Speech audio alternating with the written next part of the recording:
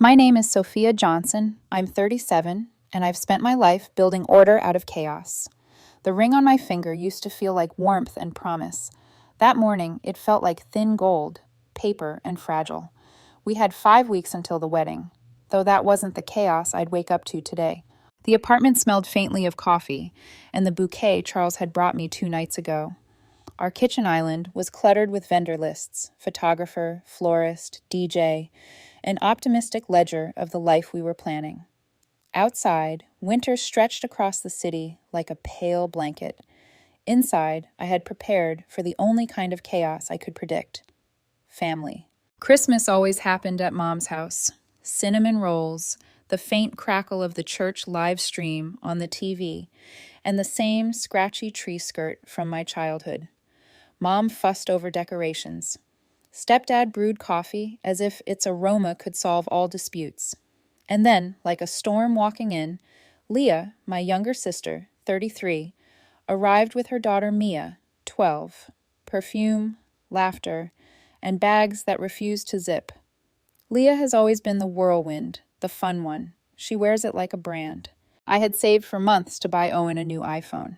My son, 15, tall, quiet, methodical, he'd been using a phone with a cracked corner and a battery that died at 24%. He had babysat, shoveled snow, and saved birthday money in a little shoebox labeled phone. I matched him, investing in what I wanted him to see as a tool, not just a toy. We opened it together. Owen held it like it was alive, afraid to wake it up. "Whoa," Mia said, her voice bright. "Is that the 15 Pro?" Owen smiled small, shy. He handed it to me so I could put on the case. My hands moved like a surgeon, peeling the screen protector and aligning it perfectly. Almost done. Mia reached for it. "Let me see it," she said. "Wait," I said, not looking up. And then everything slowed, like one of those bad movies where you know disaster is inevitable. Our hands collided. The box fell. The phone pinwheeled out, hit the coffee table, and landed face down. Silence, sharp and cold. "Total accident," Leah said immediately, as if declaring a verdict. Mom gasped. Stepdad froze mid-pour. I stared at the phone on the tile, hoping it might bounce back. Owen's face went pale. He knelt and lifted it carefully. The screen was a spiderweb. Tiny glass shards clung to his palm. "It's okay," he whispered. "Not to me, to no one. I didn't deserve it anyway." I felt that line like a drop of ice through my chest. It was the thing he says when he feels too small, too invisible, too unworthy of good things. "Don't be dramatic," Leah rolled her eyes. "I'm not," Owen said, barely audible. "Oops, accidents happen," Mia said nervously. Mom finally intervened. "We're all together. That's what matters." Owen put the phone back in its box like it was a fragile corpse, wiped his fingers on his jeans, and stared at his socks. I offered, "I can take it to get fixed. Apple Care covers." My voice sounded distant, too calm. "We'll figure it out," Leah interrupted, casual. "It's not like she hurled it at the wall. Your kid grabbed first. Total accident." I tightened my jaw. "Okay, but he had it and wouldn't share." "We teach sharing at our house," Leah said lightly. I was putting on the case. "It's fine." "Fine," Owen echoed, curling in on himself, wanting to disappear. I looked around. Nobody moved. This wasn't about a phone. It was about patterns. Growing up, Leah and I learned differently. I memorized schedules, organized allowances, learned how to keep cookies and money safe. Leah learned charm, improvisation, and how to get free guacamole. Now I was the responsible sibling. Funny sometimes, but mostly reliable. I had helped Leah before. 2 weeks ago, she called me crying. She'd been approved for a small apartment near school but needed $8,500 immediately for deposit and fees. "Please, Sophia, I need this for Mia," she said. I agreed. I scheduled the transfer for December 26th, also arranging couch deliveries and little starter items, a gift box, a card, everything tied with red ribbon. I told Mom, but no one else. I knew Leah. Money in advance was like fuel for chaos. But today, the phone shattered in front of my eyes, and suddenly I wasn't sure how much of my generosity I could allow before it became exploitation.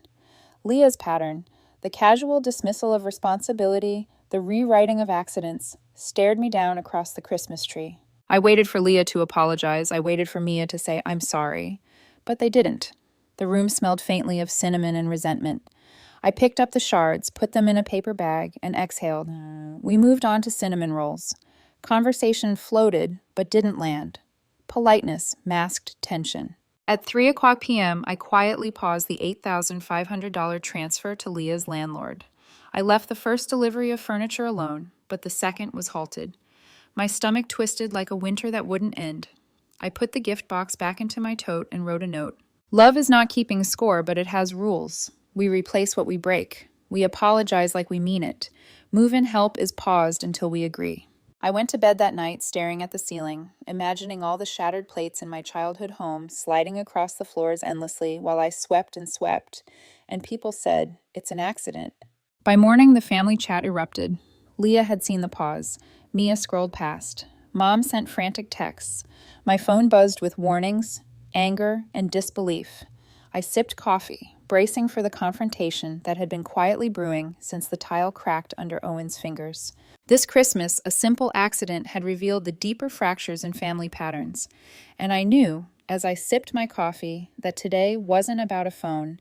It was about boundaries, respect, and finally, accountability. 2 weeks before Christmas, Leah called me, voice shaking with a mix of desperation and excitement.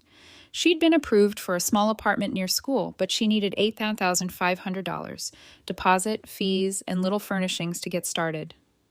"Please, Sophia, I need this for Mia," she said, voice tight with urgency. I remembered how many times I'd been the stabilizer in our family. I'd grown up counting every penny, making lists for birthdays, homework, and holidays. Leah had grown up improvising, charming, surviving. We were opposite halves of the same family. I listened to her cry, weighing compassion against patterns I'd recognized for years. Finally, I said, yes, and scheduled the transfer for after my bonus posted, December 26th. I also arranged furniture deliveries and a small gift box for Christmas morning. A little welcome home gesture, tied neatly in red ribbon. At the time, it felt like a grown-up Santa move. I told no one else. I knew Leah. Money in advance was fuel for chaos. I left the first delivery for December 28th, the second for January 3rd, thinking the staggered schedule would protect both of us. But the phone incident at Christmas exposed something deeper. Mia had broken Owen's $1,300 iPhone, a gift that represented his patience, hard work, and my investment in teaching him responsibility. Leah shrugged it off. Her casual dismissal of responsibility hit me harder than the shattered glass. By the evening after Christmas, I sat in my apartment staring at my bank app. The $8,500 transfer was paused. The second couch delivery canceled. My hands shook slightly as I typed a message to Leah. We need to talk. Generosity has rules, and accountability is one of them. It wasn't punishment, it wasn't spite, it was principle. I thought of Owen sitting silently in the doorway during the morning's chaos. His whispered, "I didn't deserve it anyway," echoed in my mind. Every act of generosity had been a lesson, teaching him that effort meets effort, that boundaries matter, that love doesn't excuse carelessness. But Leah hadn't understood, or perhaps had chosen not to. That evening, I drafted the rules. Replace what you break. Apologize genuinely. Follow through on agreements. Communicate honestly with everyone involved. I set the plan aside, knowing confrontation awaited. Tomorrow Leah would arrive, and the conversation would not be easy. I prepped my apartment for battle disguised as hospitality, tea on the counter, couch cushions aligned, notes and invoices organized. The next morning, Leah arrived first, almost skidding onto the curb in her excitement and panic. Mia trailed behind like a comet. Leah didn't sit. She paced. "What is wrong with you?" she demanded, her words clipped. "Do you know how embarrassing it is to have a landlord call and say the guarantor paused the wire? Do you know how small that makes me look?" I stayed calm, letting her words wash over me. "The number sat between us, Leah. I canceled the second delivery. I left the first. We're going to talk about what comes next." Her eyes narrowed. Mia sank into the couch. I noticed the faint shadow of guilt flick across Leah's face, but she quickly replaced it with defensiveness. "It's just a phone, Sophia. It's not like I'm not paying for the apartment," she said. "It's not about the phone," I said softly. "It's about patterns. It's about responsibility and respect. Mia broke something valuable. And when I ask for accountability, it can't feel like cruelty. If generosity feels like a weapon, it's not generosity." Leah blinked, eyes shiny but defiant. I can't do one 300. I'm not asking for one $300 today, I said. I'm asking for a plan. Half now, half later, or a monthly plan, or you take on chores or small expenses. Something that tells Owen you see him and that mistakes have consequences. Mia looked up. Tentatively, she offered, I can babysit for Mrs. Lee next door. I can give some of it to help. That's kind, Mia, I said, smiling faintly. But this is about your mom. Leah, you need to step up here. Leah rubbed her eyes. Finally, she whispered, Okay, I'll give $200 today and $200 a month. I'll budget it. I nodded. Small steps, enough to restore faith and keep the lesson intact. We went to Apple afterward to assess the damage. The tech sucked in air. It's toast, he said, flipping it over. Corner damage, no Apple care. Leah flinched. I stayed calm. Is there a cheaper option? We negotiated a solution that kept Owen's new phone intact without bankrupting Leah. Small victories, big lessons. Driving home, Owen finally spoke, quiet and thoughtful. Thanks, Mom, for everything. You deserve good things, Owen, I said.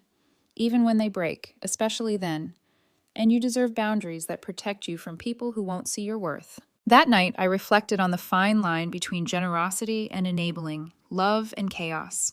Helping someone doesn't mean erasing consequences. Love without rules breeds disorder. Accountability doesn't diminish kindness. It strengthens it.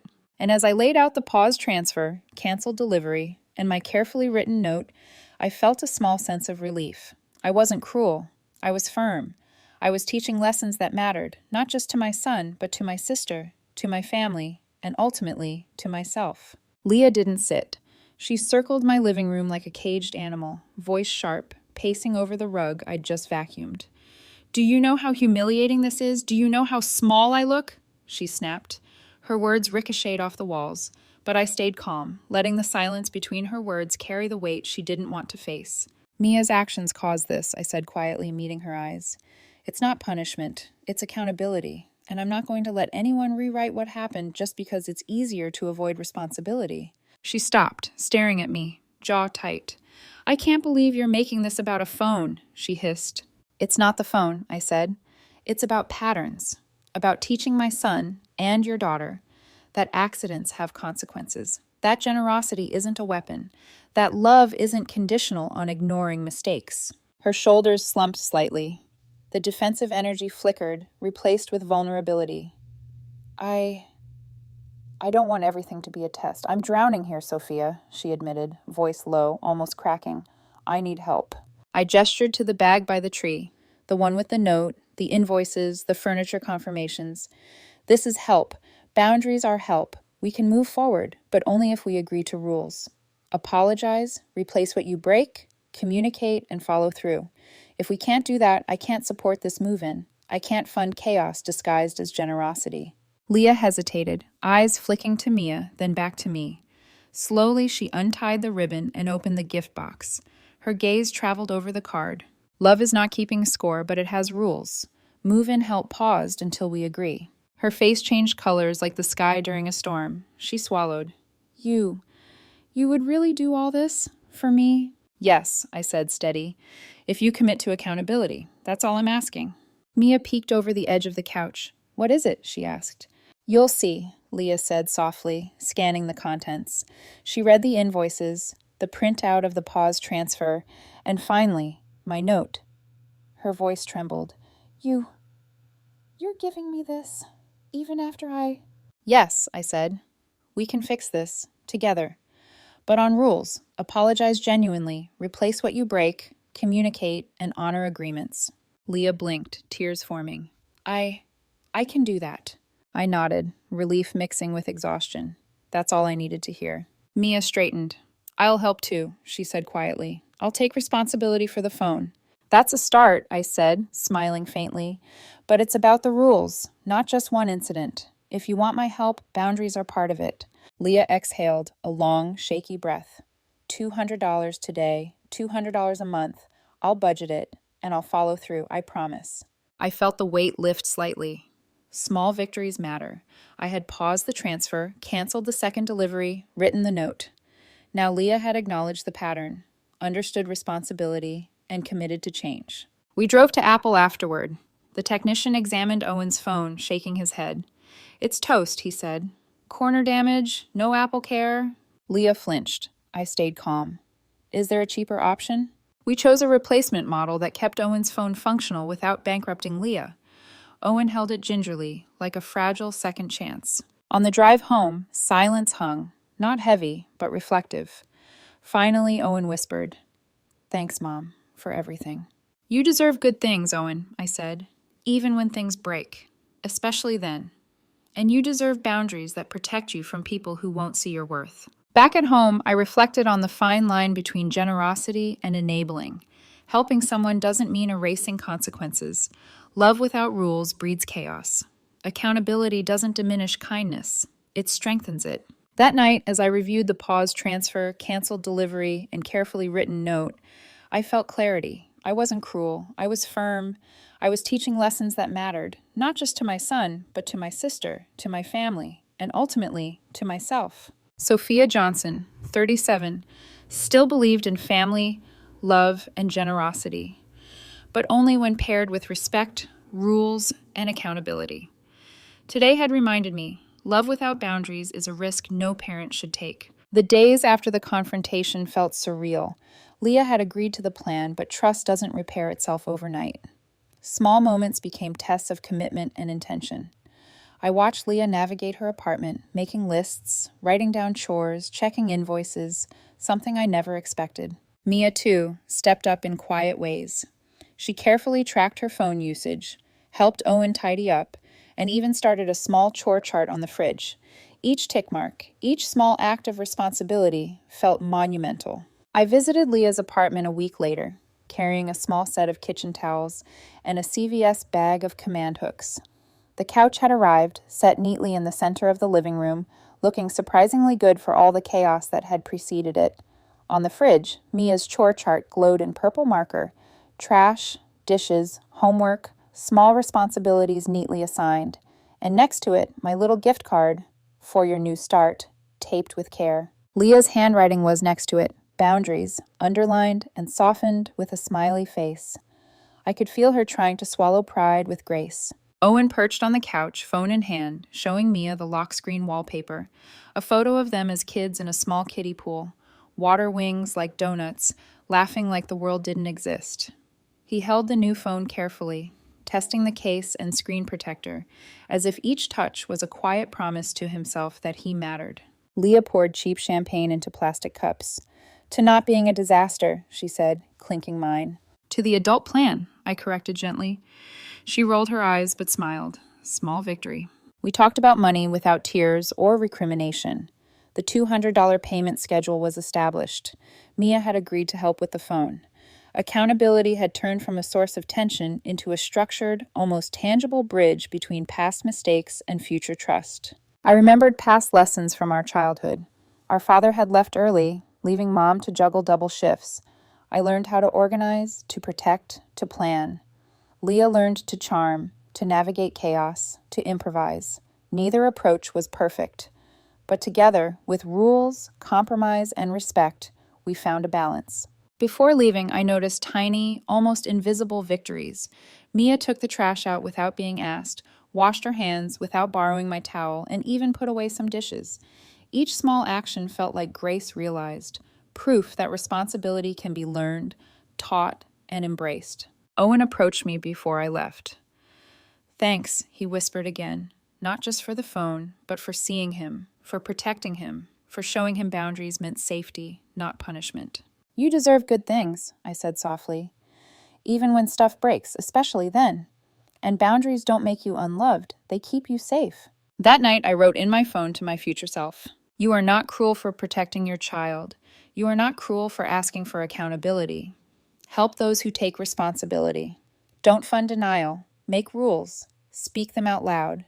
The moral, simple and quiet, was one I hoped would echo for years to come. Accidents happen. Responsibility is a choice. Money without boundaries breeds resentment. Love without rules breeds chaos. But when generosity meets accountability, grace is born. And as I closed my phone, I felt the weight lift from the holiday, the tension dissolve, and a fragile, new trust settle across our little, imperfect family. Winter had finally begun to thaw, but the lessons of that holiday lingered in ways far beyond snow or pine-scented candles. Our apartment felt quieter, calmer, but charged with the kind of tension that only comes from growth, the unspoken acknowledgement that mistakes can teach more than smooth days ever could. Leah had returned to her routine, this time with rules and lists. Payments were on schedule. Mia approached responsibilities with a newfound attentiveness, small victories stacking on one another like bricks of trust. Even Owen, quiet and observant, seemed lighter, freer. He no longer hesitated to claim the good things he earned, because now he knew they came with protection, care, and respect, not fear. I reflected on my role, not as a perfect parent, nor as an enforcer of rules for the sake of control, but as a guardian of values, of lessons hard learned in my own childhood. Love, I realized, was never unconditional in the abstract. It had to be paired with accountability, honesty, and boundaries. Only then could it sustain without eroding. Leah called one evening, her voice tentative but softer than before. Sophia, I just wanted to say thank you for the rules, for the patience, for not letting me get away with everything. You learned the hard way, I said, a faint smile in my voice. But you also showed me you could. That's what matters. She laughed quietly, a lighter, less defensive sound than I'd heard in months. I think we can actually do this now. Not just the apartment, the money, the phone. Us, as a family. Exactly, I said. Rules don't make love smaller. They make it real. They make it last. Owen appeared beside me, phone in hand, showing a picture he had just taken of Mia organizing her school supplies. He beamed, tiny pride glowing on his face. Look, Mom, he said, she's actually doing it. I knelt beside him, ruffling his hair. See, it works. Boundaries aren't punishment, they're protection. And respect, once earned, becomes grace. That night, I wrote one final note in my phone. Love is not keeping score. Boundaries don't diminish kindness. They amplify it. Teaching responsibility is an act of love, and following through is its proof. What we build together matters more than what we break apart. Family isn't perfect, but it can be intentional. I closed my phone and looked around at the calm apartment, the soft hum of the heater, the faint scent of pine from the small decorative tree, still in the corner. The lesson was simple but enduring. Love paired with accountability doesn't just protect, it transforms. And in that quiet moment, I knew we had done more than survive the holiday drama. We had set a foundation for the future, one where generosity, respect, and responsibility could coexist, where grace was earned and given in equal measure, and where mistakes no longer defined us, but refined us. The snow outside had melted from the rooftops, leaving bare branches that glistened in the moonlight. I breathed in, exhaled, and felt the rare, quiet satisfaction of a hard lesson learned, and a family, imperfect but growing, finally at peace.